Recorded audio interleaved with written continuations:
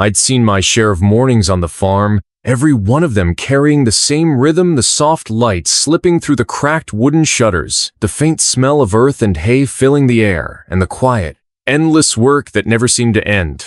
For 15 years, I had walked the same creaking path from the house to the barn before dawn, boots scuffing the dusty ground, ready to tend to the cattle that were as much a part of me as the sunburned lines on my hands. But that morning, nothing could have prepared me for what waited behind those hay bales.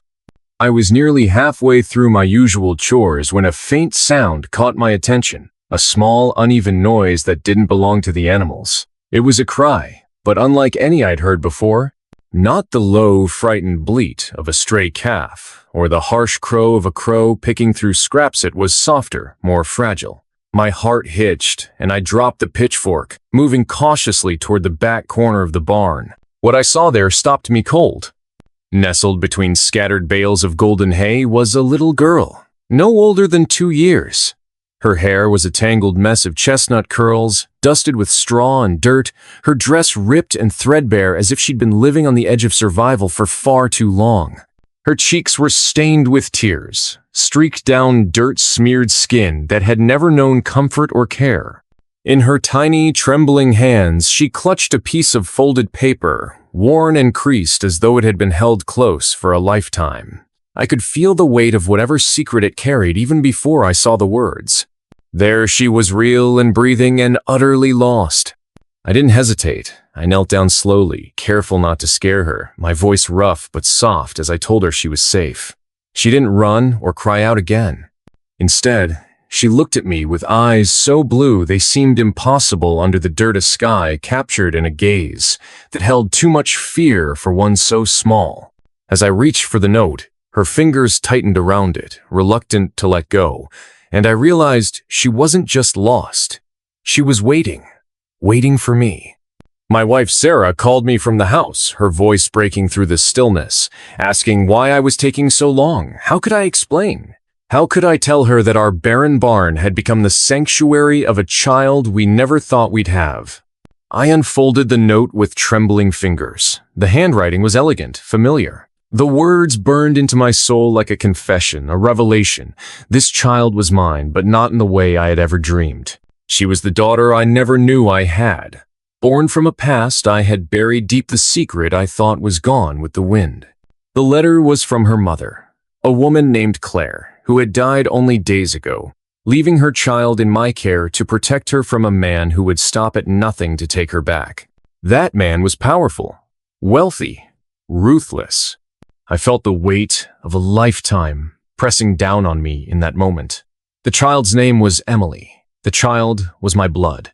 And now, everything I thought I knew about family, love, and loyalty was about to be tested beyond anything I could imagine.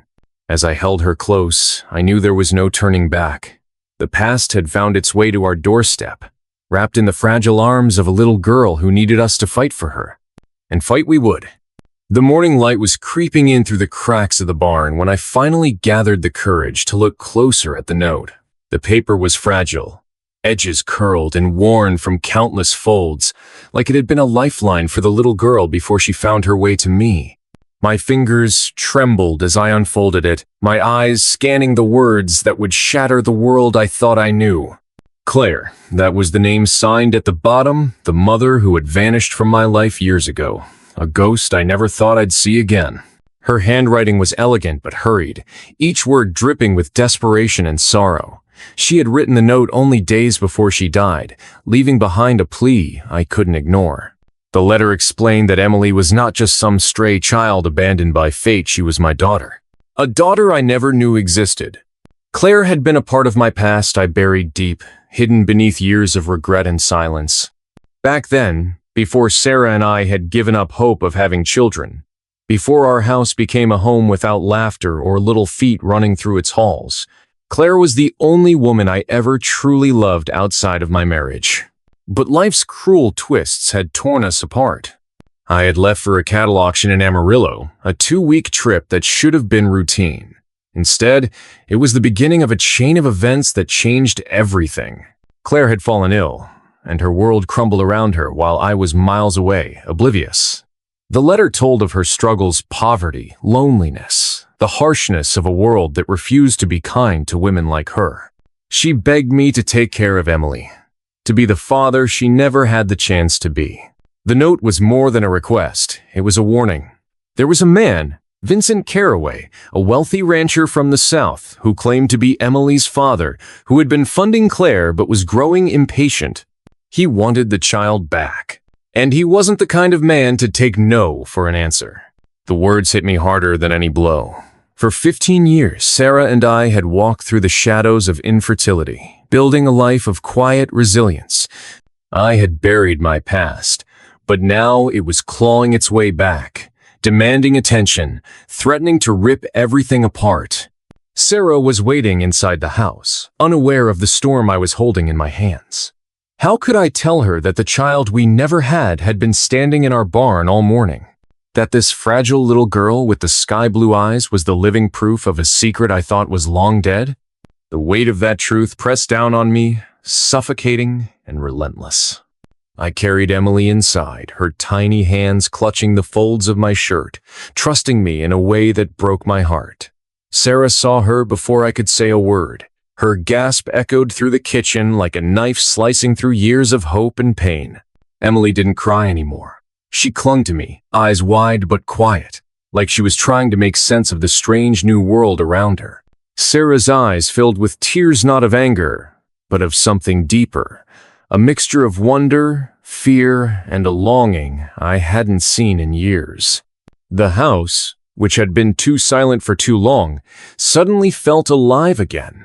The empty room seemed to breathe with possibility, with fragile hope. But the shadow of Vincent Carraway loomed large, threatening to snuff out that hope before it could fully take root. I told Sarah everything. About Claire, about the note, about the man who wanted to take Emily away. The silence that followed was heavy with unspoken fears.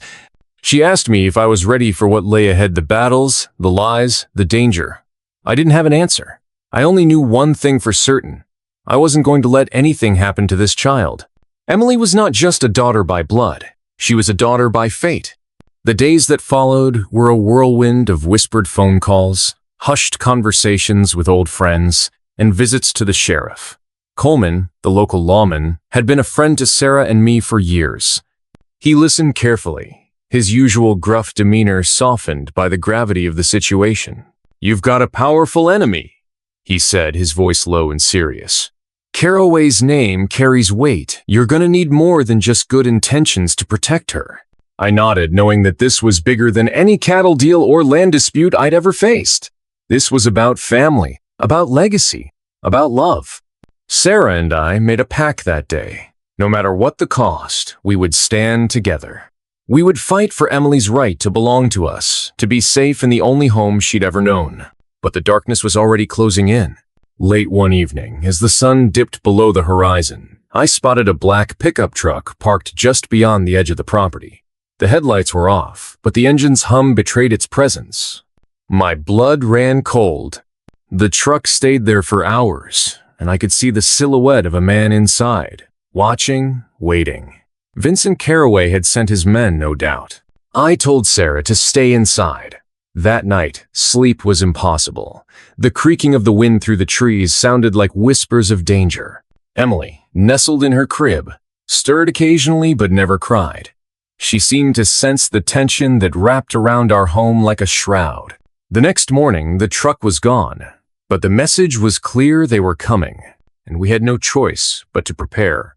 Every day became a lesson in vigilance. The neighbors were discreetly warned, gates were checked, and weapons were locked away but ready.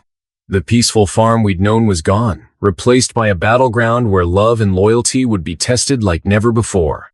I looked at Emily's face, each morning the innocence. The trust and felt a fierce protectiveness ignite within me.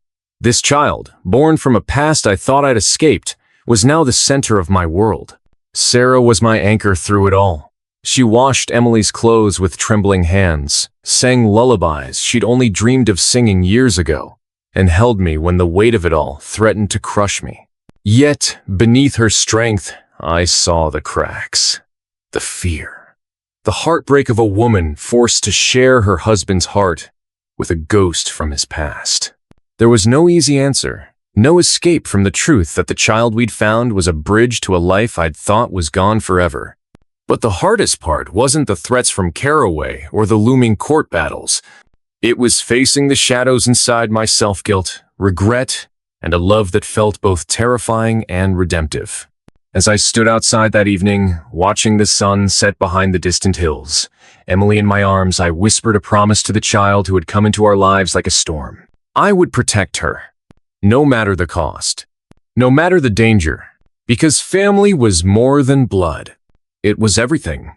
Days turned into weeks, and the quiet farm we once knew became a fortress shrouded in silence and suspicion. The weight of the secret I carried settled over every moment, every breath, like a thick fog refusing to lift. Emily's presence had brought both light and shadow into our lives. She was a reminder of the past I'd tried to bury and a beacon for the future I was desperate to protect.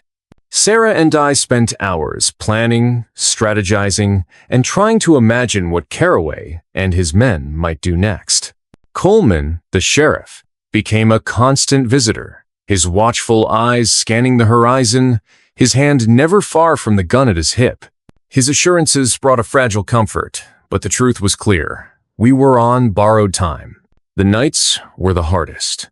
I would lie awake beside Sarah, listening to the soft breaths of Emily sleeping in the next room, wondering how we would keep this fragile thread of happiness intact. My mind raced with memories I'd locked away, moments with Claire I thought were lost to time. Her laughter, her tears, the fierce love she had for Emily, even in the darkest days, it all came rushing back in waves that left me breathless. One evening, as the sun dipped behind the hills, casting long shadows across the fields, a knock came at the door. It was Coleman, his face grim and worn. "We got a problem," he said quietly. "Caraway's men were seen near the old Miller place just 10 miles from here. They're scouting, testing the waters." I felt a cold knot tighten in my stomach. They were getting closer. More than that, they were bold. I thanked Coleman and watched him walk away into the growing darkness. Then I turned to Sarah, who had been silently listening, her hands clenched in front of her. "We have to be ready," I said, trying to steady my voice. "We can't let them take Emily." Sarah nodded, tears glistening in her eyes. "What do we do?" "We fight," I replied. "Together." The next days were a blur of preparation. We reinforced the fences, secured the doors, and set up a network of watchers. Our neighbors, old friends who owed us more than favors, volunteered to keep an eye out. Every creak in the night, every distant rumble made our hearts race. Emily remained oblivious to the tension around her. She grew more comfortable in our care, her small hands reaching for Sarah's face, her laughter breaking through the walls we'd built around ourselves. She was our reason to stand strong, our reason to believe that hope could survive even in the darkest of times. But the shadows of the past were not so easily banished. One afternoon, while I was out checking the perimeter, a figure emerged from the tree, a man with sharp eyes and a cold smile.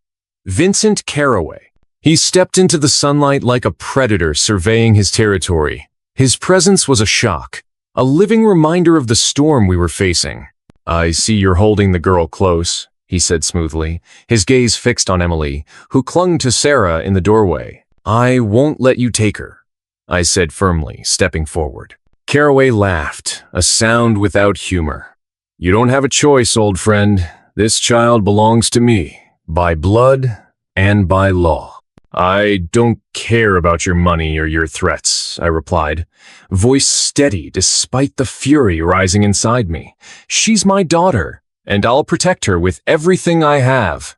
Caraway's smile faded, replaced by something darker. "You're making a mistake. Let me remind you, I own more than just land around here." Before I could respond, the sound of engines filled the air. His men appeared, heavy boots crunching on gravel, faces hard and unreadable. I felt the weight of the moment, the calm before a battle I hoped to avoid but was ready to face. Sarah moved to stand beside me, her eyes fierce and unyielding.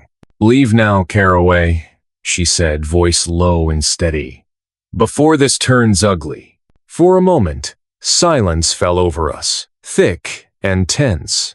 Then Caraway nodded slowly, a calculating glint in his eyes. "This isn't over," he said.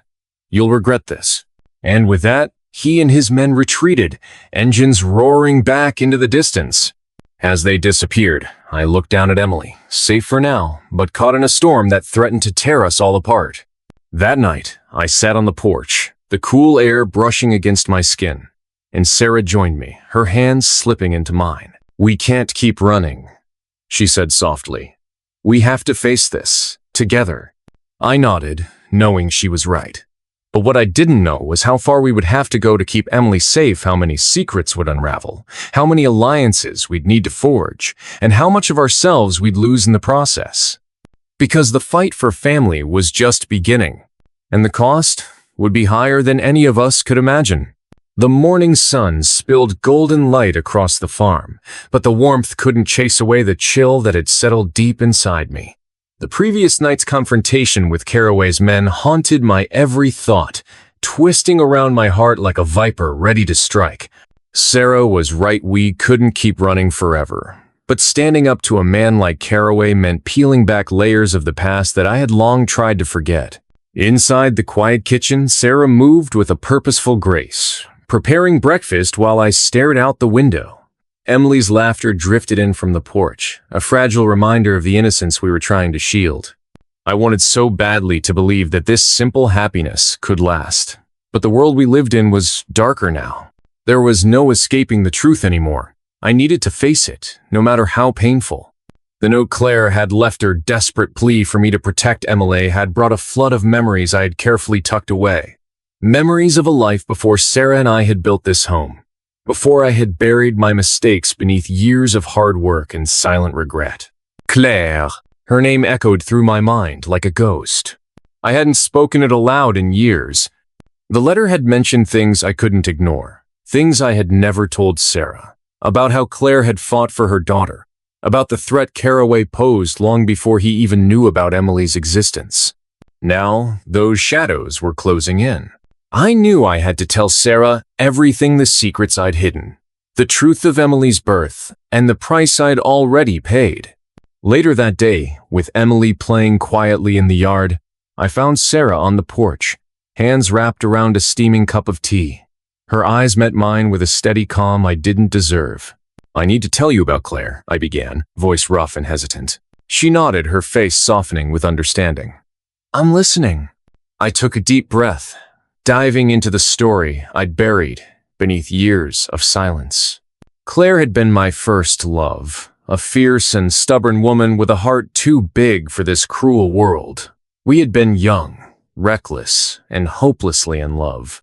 But life had a way of tearing people apart, and Caraway was the force that shattered us. He wasn't just a wealthy rancher, he was a man who used power and fear to control everything around him. Claire had stood against him, defending her home, her family. When she found out she was pregnant, she feared for Emily's future and begged me to protect her at all costs. But I had been weak. I had let Caraway intimidate me, had pushed Claire away in the name of safety and survival. And then she was gone. Gone too soon. Her death had left a hole inside me that no amount of time could fill. Sarah listened without interruption, her hand reaching for mine, grounding me in the storm of my memories. When I finished, her eyes held a fierce light. "We'll protect her," she said simply. "No matter what."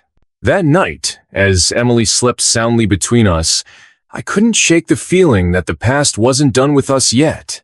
The pieces of Claire's life and Caraway's cruelty were slowly coming together, revealing a truth more dangerous than I'd imagined. Days later, the sheriff returned with new information, documents, and letters that Claire had hidden away, revealing Caraway's history of intimidation, corruption, and violence. It was a map of his dark empire, the extent of his reach far beyond our small town. We weren't just fighting for Emily, we were fighting against a man who believed he was above the law. But amidst the fear and uncertainty, something else began to grow. A community rallied around us, neighbors, friends, even strangers who had heard whispers of our story. They offered their support, their voices joining ours in defiance.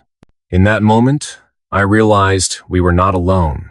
The fight ahead would be brutal and unforgiving, but together we had a chance. Emily's laughter, Sarah's steady hand, and the memories of Claire's strength became our armor. And as the sun set behind the hills, painting the sky in shades of fire and hope, I knew one thing for certain: we would face the darkness, and we would endure. Because family was worth every sacrifice. Because love was the fiercest battle of all. Days blurred into nights as the weight of the past and the threat of the future pressed down on us like a relentless storm. The quiet mornings on the farm had vanished, replaced by the harsh crackle of whispered plans and uneasy glances. Every sound, every shadow seemed loaded with danger. Emily, blissfully unaware of the forces circling around her, became our sun in a sky darkening with uncertainty. Sarah threw herself into preparing the house and the land, a fierce protector in her own right. I watched her with a mix of admiration and guilt-admiration for the strength she summoned, guilt for the burden I had dragged into her life. The sheriff had been a steady presence, offering what help he could without risking his badge or family. His warnings were clear. Caraway wasn't a man to be underestimated. His reach extended far beyond the county lines, woven into the fabric of every legal and illegal enterprise we'd hoped to avoid.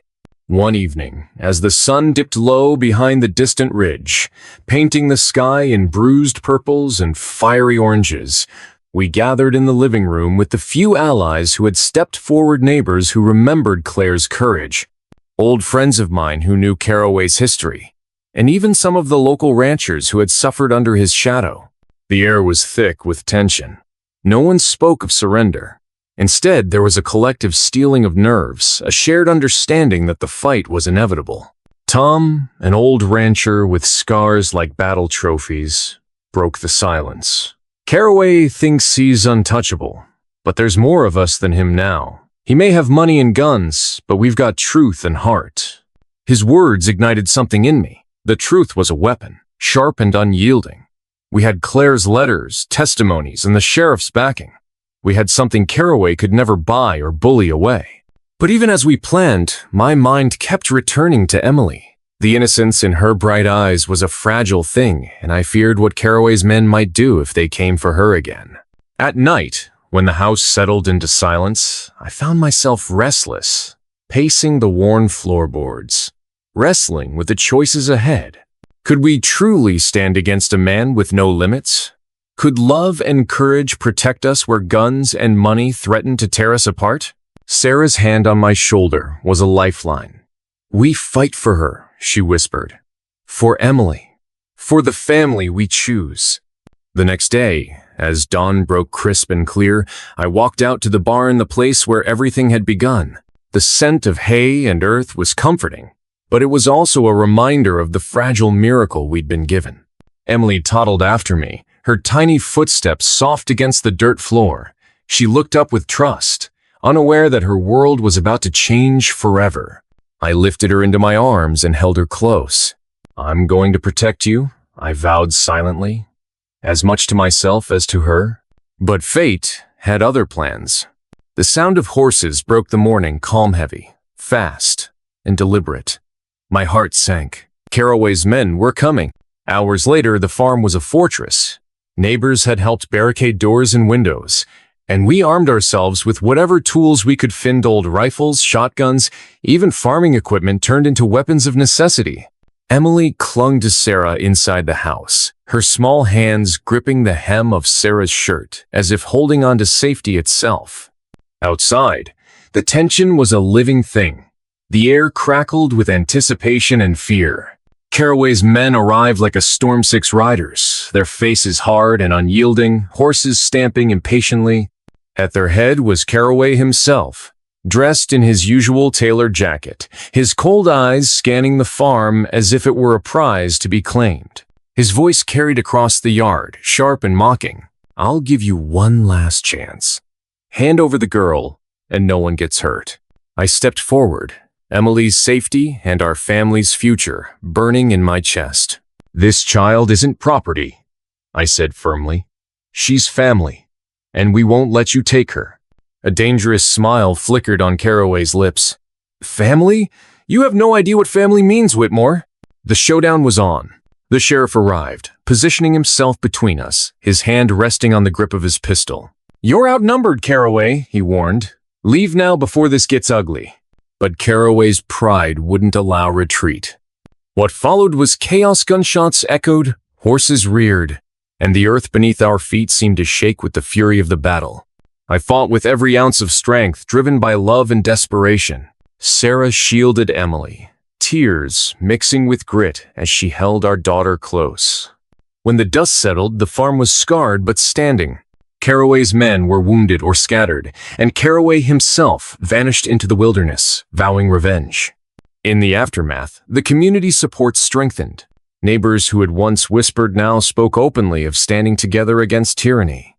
Emily's laughter returned, fragile but fierce, reminding us of what we fought for. But the fight was far from over. The past had been unearthed, and the future demanded courage. As I held Emily beneath the wide sky, I knew our family's story was only beginning.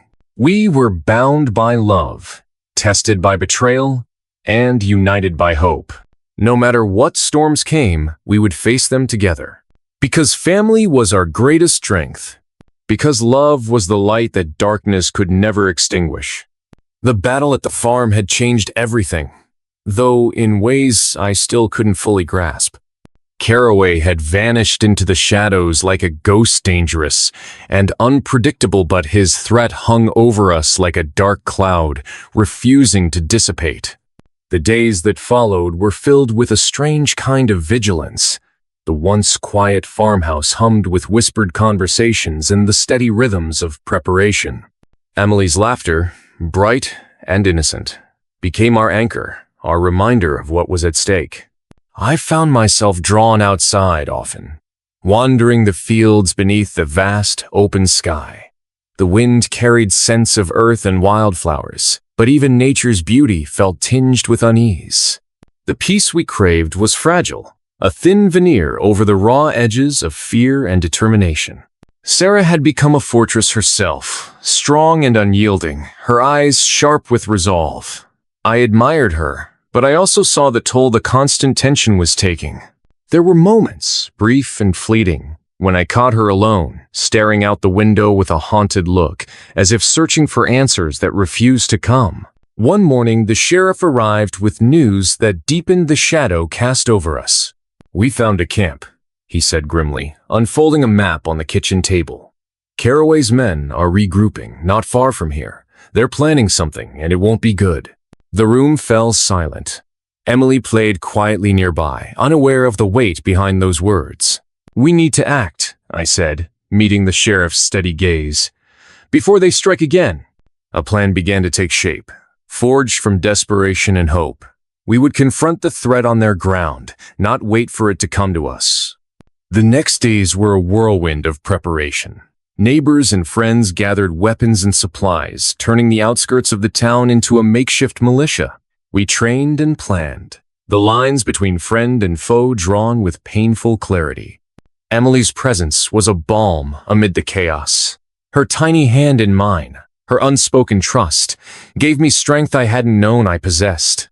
On the eve of the confrontation, I found Sarah in the garden, tending to a small patch of wildflowers.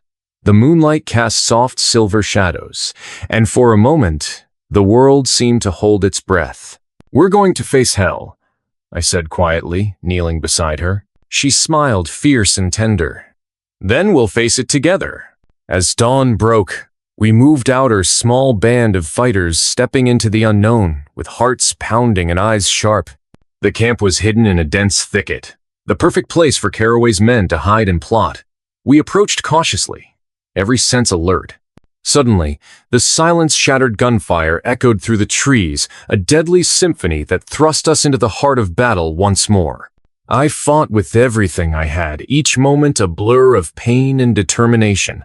The faces of my friends flashed in my mind, the sound of Emily's laughter propelling me forward. Amid the chaos, I caught sight of Caraway himself, commanding his men with ruthless precision. Our eyes met, and in that instant, I saw the darkness that had claimed him, an abyss of greed, power, and hatred. But I was no longer the man he sought to break. I was a father, a protector, a man who had tasted loss and chosen to fight. The battle raged until the sun climbed high, burning away the mist and revealing the cost. Caraway's camp was broken, his men scattered or captured, but he slipped away once again, a specter refusing to fall. We returned to the farm, weary but alive. Sarah held Emily close, tears streaking her dirt-smudged face. "We did it," she whispered. "For her." But the victory was bittersweet. Caraway's shadow still loomed, and the road ahead was uncertain. That night, as I sat alone beneath the stars, the weight of everything settled on my shoulders. I thought of Claire, of the life she had fought to protect, and of the family we were struggling to build. The world was a dangerous place, filled with darkness and betrayal. But in the midst of it all, I had found something worth fighting for. Love, hope, family. And with that, I knew we would endure, no matter the cost, no matter the night, because the dawn was always coming, and with it the promise of a new day. The days that followed the battle felt like walking through a haze, a fragile mix of relief and the creeping weight of what was still to come. Caraway's shadow stretched long over our lives, reminding me that victory had only delayed the storm, not ended it. Each morning, I woke with a knot in my stomach, haunted by the thought that any moment could bring news of another attack or a betrayal from an unexpected place. The farmhouse, once a sanctuary, now felt like a fortress under siege walls, holding secrets, fears, and fragile hopes all at once. Sarah tried to hold it together, her strength a pillar for all of us. Yet even she couldn't hide the cracks that deepened with each passing day. The loss, the fear, the betrayal, they carved lines of exhaustion into her face. Emily, innocent and radiant, was blissfully unaware of the dangers lurking just beyond the horizon. Her laughter echoed through the house like a fragile melody, reminding me what we were fighting for, but also making the stakes unbearably clear. One evening, as the sun dipped low behind the distant hills, casting long shadows over the farm, Sarah and I stood together on the porch, watching Emily chase fireflies in the fading light. "She's the light in this darkness," Sarah said softly, her voice barely above a whisper. "We have to protect her. No matter what." I nodded, feeling the weight of her words settle deep within me. Protecting Emily meant confronting every demon from my past and the dangerous secrets that threatened to unravel everything we had fought for. The sheriff came to see us that night, his face grim and serious. He brought news that sent a chill through the room. "We've intercepted messages," he said quietly, pulling out a worn envelope. "Caraway's planning something big. He's not done yet." My heart pounded as I unfolded the letter, the jagged handwriting spelling out threats and warnings that cut deeper than any bullet. "He's coming for Emily," I said, voice low but steady. "And this time, we can't run." Sarah's hand found mine, her grip fierce and unyielding. "Then we fight! For her! For us!" The days became a relentless preparation for war. Friends and neighbors rallied to our cause, weapons were sharpened, defenses strengthened. The farm transformed into a battleground, every corner a line drawn against the darkness. Emily's world shrank to the safety of our arms and the warmth of the home we tried to shield her from harm. Her blue eyes held questions she was too young to voice, and we answered with love and promises we hoped to keep. One night, I found Sarah standing alone in the barn, the place where everything had changed, where we first found Emily, and where our lives had been forever altered. She looked fragile beneath the dim lantern light, her eyes reflecting a storm of pain and determination. "I'm scared," she confessed, her voice breaking. "Not just for Emily, but for us, for everything." I stepped closer, wrapping my arms around her. "We're stronger than we think," I said. "And we have to be. For her." The night before the final confrontation, sleep eluded me. I wandered outside, the cool air brushing against my skin as I stared up at a sky ablaze with stars. Memories of Claire flooded my mind, her smile, her strength, the life we could have had if fate had been kinder. I whispered a silent promise to her and to Emily, vowing that no matter what came, I would protect our family. Dawn arrived cold and gray, heavy with the weight of what was to come. We moved out as the first light broke, hearts steeled and eyes sharp.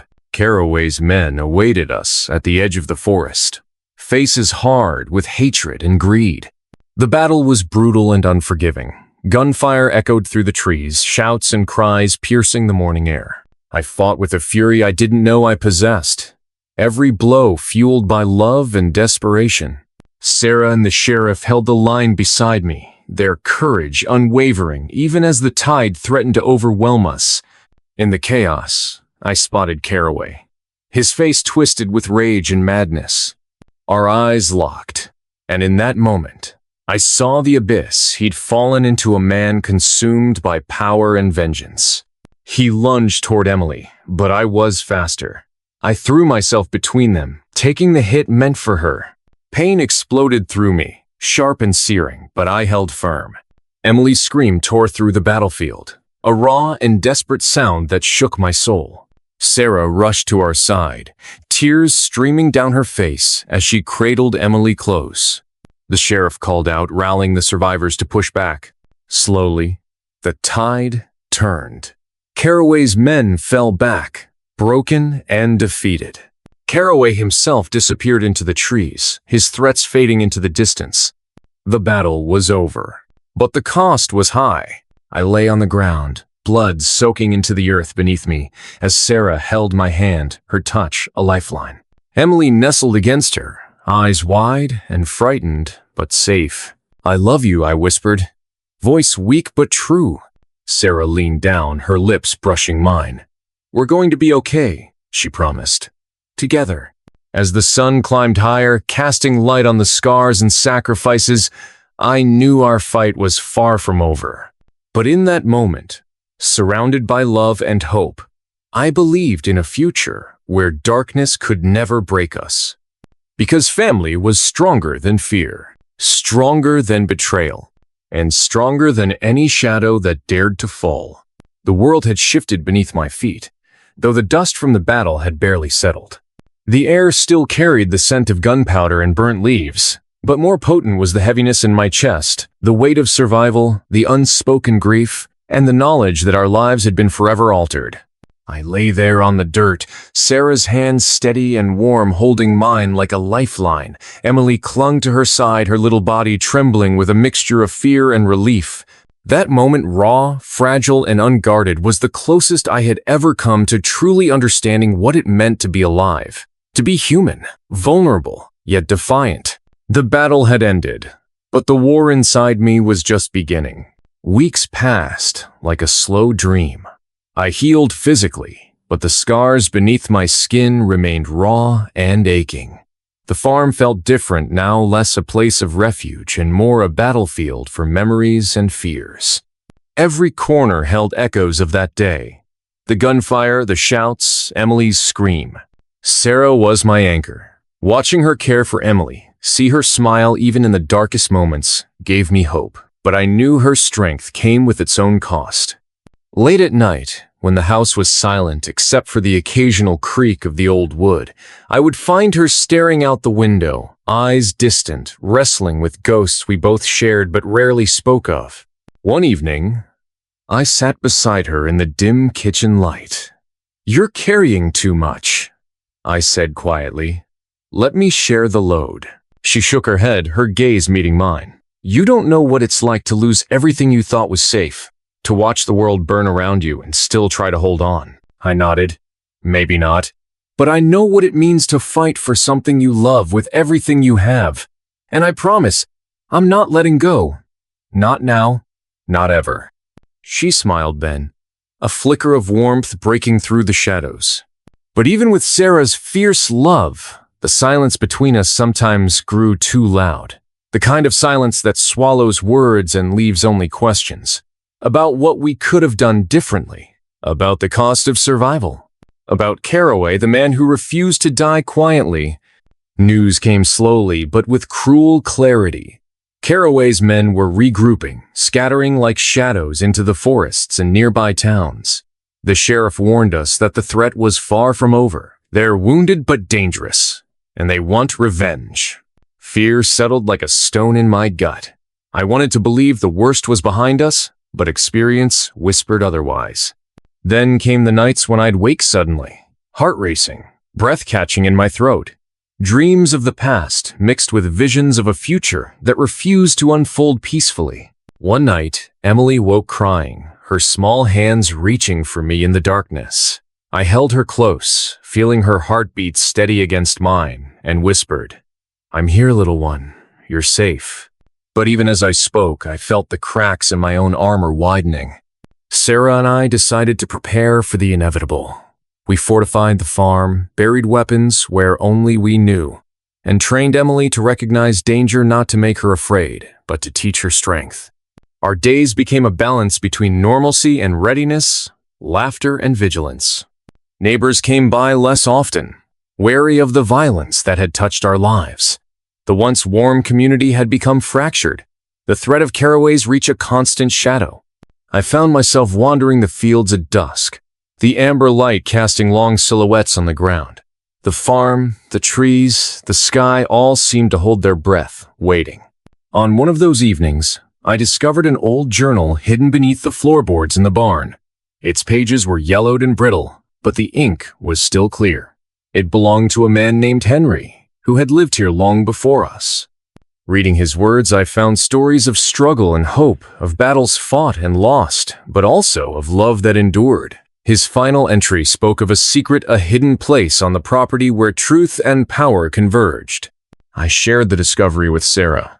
"Maybe this is what we need," I said. "A way to end this, once and for all." Together, we searched the farm, following clues and cryptic notes that led us beneath the old oak tree to a hidden cellar. Inside, we found artifacts, relics from the past, and a letter that spoke of a legacy tied to our family's fate. It seemed Caraway wasn't just a threat from the outside. He was connected to something much deeper, a curse or a secret that had passed down generations. As days turned into nights filled with whispers and discoveries, I realized our fight was more than physical. It was spiritual, emotional, a reckoning with the shadows that had haunted us for so long. Emily, unaware of the darkness we unraveled, grew stronger each day, her laughter a beacon cutting through the gloom. But the final confrontation loomed not just with Caraway and his men, but with the ghosts within ourselves. In those quiet moments, I understood that survival wasn't enough. We needed to reclaim our lives, to break the chains of fear and hate. And that meant facing the deepest truths about who we were, where we came from, and what we were willing to sacrifice for the future. The farm, the family, the fight all intertwined in a story far bigger than any of us had imagined. And now, the reckoning was at hand. The days after our discovery beneath the oak tree felt heavier, charged with a quiet urgency that no words could fully capture. The letter we found, yellowed and brittle, spoke of things I had never dared to imagine, secrets buried beneath generations of silence, a legacy intertwined with the blood that ran through my veins. Each morning, as dawn crept through the cracked window panes of the farmhouse, I awoke with a restless mind, turning over every line of the letter. The words hinted at a hidden power, something ancient and dangerous, that had shaped the fate of our family and, by extension, the land we called home. The letter's final warning lingered like a shadow. The past will awaken those who seek to bury it. Sarah was quiet too, though her eyes bore the weight of knowledge she kept locked inside. She moved through the farm with a sense of purpose now, preparing supplies, watching Emily closely, and standing guard like a sentinel against the unknown. But there was a fragility beneath her strength, an undercurrent of fear that she refused to voice. I understood. We both carried wounds invisible to the world. Our nights grew colder, the darkness pressing in around the farmhouse like a living thing. Sometimes, when the wind howled through the trees, I could swear I heard whispers, voices that were not human, echoing from the depths of the cellar where we had found the relics. They seemed to call to something within me, stirring a restless fire that I couldn't quell. Emily remained a beacon of light in the growing storm. Her laughter, bright and unburdened, broke through the tension like sunlight piercing a cloudy sky. Watching her play in the fields, her small hands reaching for flowers or chasing after the brown puppy we had named Rusty, reminded me why we fought, why survival was only the first step towards something more. Yet beneath her innocence lay a subtle change. Emily often paused mid-play, her wide eyes scanning the horizon as if sensing a presence beyond our sight. She spoke less now, choosing silence over words, and at night she clung tighter to Sarah or me, her small body trembling as if wrestling with shadows only she could see. One evening, as I sat on the porch watching the sun dip below the horizon, Sarah joined me quietly. She held a folded piece of parchment in her hand, another clue, it seemed, left by Henry long ago. The script was faded but legible, describing a ritual, a way to confront the darkness that had taken root in our family's past. "This might be our chance," Sarah said softly. "To end this, to protect Emily and ourselves." I nodded, feeling a surge of determination tempered by the weight of uncertainty. The ritual required a gathering, a convergence of the family's bloodline and the land itself. It was said to unlock the truth buried beneath generations of lies, to expose the roots of the curse that had haunted us. We prepared for days, collecting herbs, lighting candles, and memorizing the incantations written in Henry's delicate hand. Each night, the house seemed to breathe with anticipation, the walls humming with an energy that was both terrifying and hopeful. On the night of the ritual, the air was thick with tension. Emily slept soundly in her bed, unaware of the storm we were about to unleash. Sarah and I stood beneath the oak tree, the ground cold beneath our feet, the relics from the cellar laid out before us in a precise pattern. I could feel the pulse of the earth beneath the soil, a heartbeat that echoed my own. The wind stilled, the night holding its breath, as Sarah began to speak the ancient words, her voice steady and clear in the silence. As the incantation unfolded, shadows rose from the ground like mist, swirling around us in a dance of light and darkness. The air grew electric, charged with a power that was both terrifying and beautiful. Suddenly, a figure emerged from the shadows, a man, but not the man I knew. This was Henry, or perhaps his spirit, bound to the land and the legacy he had tried to protect. His eyes held centuries of sorrow and wisdom, and his voice was a whisper that seemed to come from everywhere and nowhere. "You seek the truth," he said, "but the truth is a double-edged sword. To know it is to carry its weight, to face the consequences of what was done." I stepped forward, heart pounding. "We want to break the cycle, to end the pain." Henry's spirit nodded slowly. "Then you must be willing to sacrifice, to face not only your enemies, but yourselves. For the darkest shadows are not always outside, they dwell within." The ritual intensified, the wind howling like a tempest as visions flooded my mind, memories not my own, of battles long past, of betrayals and sacrifices, of love and loss, etched into the very soil beneath my feet. I saw Caraway, not as the enemy he had become, but as a man twisted by his own fears and hatred. I saw Sarah's lineage, strong and unyielding, but scarred by secrets kept too long. And I saw Emily, a fragile thread of hope woven through the tapestry of darkness. The visions left me breathless, tears streaming down my face as I understood the true cost of the legacy we bore. It was not just a fight for survival, it was a fight for redemption. When the ritual ended, the shadows retreated, and the first light of dawn crept over the horizon. The air was still, the earth calm, but inside me, a storm had broken. Sarah took my hand, her touch grounding me. "We have the knowledge now," she said. "The truth. We must use it to protect our family." But the real battle was yet to come, the reckoning with Caraway and his men, who would not stop until they had claimed what they believed was theirs. In the days that followed, we prepared for the final confrontation. The farm became a fortress once more. But this time, we were armed not only with weapons, but with the power of truth and the strength of our ancestors. Emily, despite her fears, showed a courage beyond her years. She stood with us, her eyes shining with determination, a symbol of everything we fought to protect. As the sun set on the eve of battle, I looked out over the fields, the shadows lengthening across the earth. The past and future converged in that moment, and I knew that whatever came next, we would face it together. The story was far from over, but we were ready. Because sometimes, the greatest battles are not fought with swords or guns, but with the courage to face the shadows within. The dawn that broke over our farm was unlike any other I had ever witnessed. The sky was a muted gray, thick clouds hanging low, as if they too bore the weight of the battle looming ahead.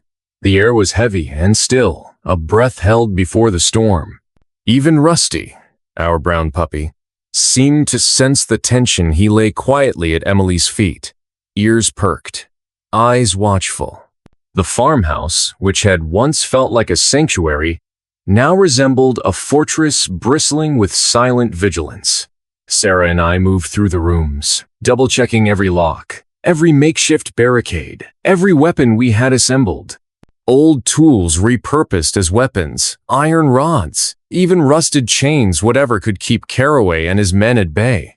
Emily watched us from the window, her young face pale but determined. She no longer spoke much, but her eyes told a story of courage far beyond her years. I remembered the night of the ritual, when she clung to Sarah and me as if afraid the shadows might come alive. But now she was ready to face whatever darkness awaited. I felt the heavy weight of responsibility settle deeper on my shoulders. Not just for myself, but for Sarah, for Emily, for the generations of our family who had fought to keep this legacy from falling into the wrong hands. The letter from Henry had spoken of sacrifice, but none of us could have fully understood what that meant until now. Outside, the wind picked up, rattling the windows and stirring the branches of the old oak tree. It seemed to whisper warnings in a language lost to time. I tried to steady my breathing, to push down the rising fear that clawed at my chest. "Are you ready?" Sarah's voice was steady, but I caught the tremor beneath her calm. "As ready as I'll ever be," I replied, though the truth was I felt anything but ready. We gathered in the small kitchen, around the table scarred by decades of use. There was a brief silence, as if the house itself was holding its breath. "Whatever happens," Sarah said quietly, "remember why we fight. For Emily, for the future we want to build. No matter the cost." I nodded, swallowing the lump in my throat. "We protect her, and we end this." The hours crawled by with agonizing slowness. We prepared meals that none of us truly ate, each lost in our own thoughts. I found myself staring at Emily's small hands, clutching a worn teddy bear, and I wondered how to explain to her the world she was about to step into. When the sun began to dip beneath the horizon, painting the sky in bruised purples and reds, the first sounds of the enemy came. Caraway's men arrived like a shadowed tide, creeping through the fields, their faces hidden beneath dark hoods, their weapons gleaming in the fading light. I saw the fire in their eyes, cold, ruthless, hungry for the power they believed was owed to them. I took a deep breath, gripping the old iron rod I'd sharpened into a spear. Sarah stood beside me, a steady presence, her hand resting lightly on Emily's shoulder. Rusty growled low in the background, a fierce little guardian. The battle began with a sudden burst, shouts ringing through the air, the clash of steel against steel, the thud of bodies falling to earth. We fought with everything we had, fueled by desperation and love. The farmhouse walls echoed with the sounds of conflict screams, the crack of breaking wood, the metallic ring of weapons striking. I saw Sarah move with fierce grace, every strike purposeful, her eyes blazing with determination. Emily, hidden behind the barricade, watched with wide eyes, clutching Rusty close. But it wasn't just a fight of flesh and blood. The shadows we had awakened in the ritual stirred among the combatants, twisting the very air around us. Dark shapes flickered at the edges of vision, ghosts of the past come to claim their due. I remembered Henry's words. The darkest shadows are not always outside. They dwell within. In the chaos, I felt a darkness rise within me, a coldness that threatened to swallow my resolve. The blood in my veins seemed to pulse with a strange power, a legacy I had feared but could no longer deny. Caraway emerged from the shadows, a monstrous figure twisted by hatred and years of bitterness. His eyes burned with a cruel light as he lunged at me, a blade aimed for my heart. Time slowed. I met his attack, parrying with the spear, feeling the shock of steel against steel. The fight was brutal, each strike a conversation of pain and survival. But then, amidst the fury, a moment of clarity I saw beyond Caraway's rage. I saw a man broken by his own fears, consumed by a darkness that had nothing to do with me. "Caraway," I said, voice steady though breath ragged. "This doesn't have to be the end." He sneered, but there was a flicker of hesitation. "You think words will save you? I will take what's mine, even if it kills us all." The clash resumed, fiercer than before. But then Sarah joined me, her hand finding mine in a grip of solidarity. Together we fought back the tide, our strength amplified by the bond we shared. Behind us, Emily's small voice rose in a cry not of fear, but of courage. She stepped forward, clutching a small, glowing talisman we had uncovered in the cellar, a symbol of hope and protection. The shadows recoiled at her light, shrieking in fury before dissipating into the night air. Caraway faltered, his dark power waning under the purity of Emily's courage. With a final, desperate roar, he lunged once more, but I was ready. The spear found its mark, piercing through the darkness and into the man who had haunted our lives for so long. He fell to the ground, silence rushing in like a tide. The battlefield quieted, the only sound the ragged breathing of the survivors. Sarah knelt beside Emily, pulling her into a fierce embrace. I looked around at the wreckage, the broken trees, the scarred earth, the shattered remnants of what had been a peaceful home. But amidst the ruin, there was light. The dawn was breaking. We had won, but the victory was bittersweet. I felt the weight of all we had lost, the innocence, the peace, the years stolen by fear and hatred. But I also felt the spark of something new, hope. Emily looked up at me, her eyes shining with unshed tears. "We did it," she whispered. "Yes," I said, voice thick with emotion. "We did it!" The legacy of shadows had been broken. The future was ours to shape. But as I looked to the horizon, I knew that the true journey was just beginning. Because sometimes, the hardest battles are those we fight within ourselves, and the greatest victories are born from the courage to choose light over darkness.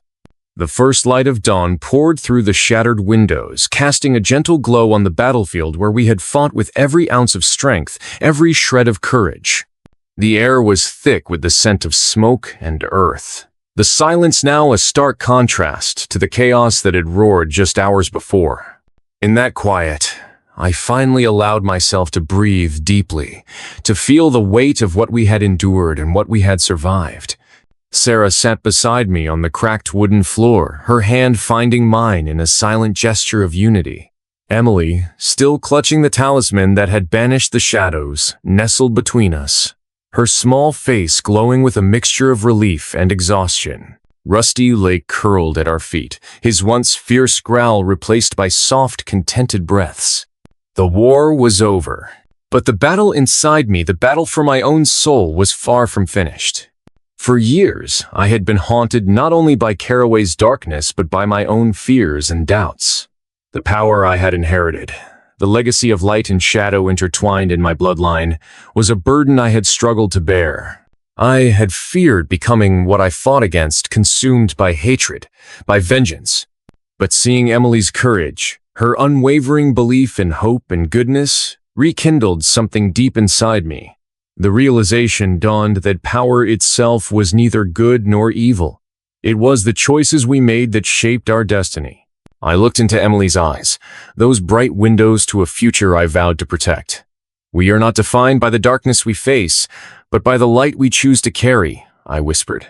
Sarah smiled softly, tears glistening on her cheeks. "And together, we will build a new legacy, one of courage, love, and unbreakable hope." Outside, the sun rose higher, burning away the last shadows of night.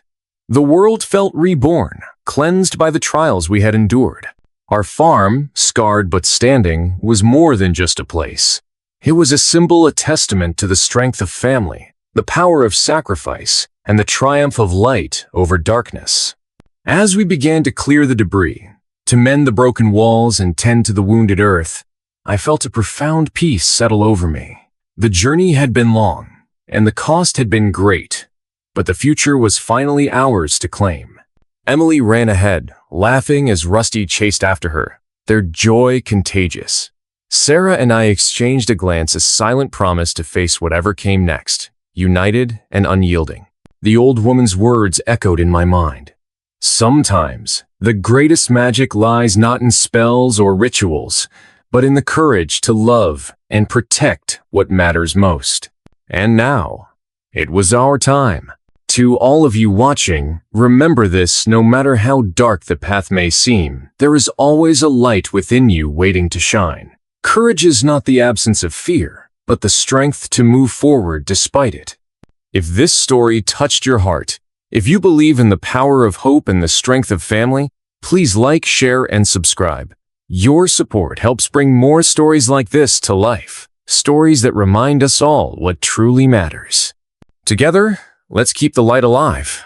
Thank you for joining me on this journey. Until next time, stay strong, stay hopeful, and never forget you are not alone.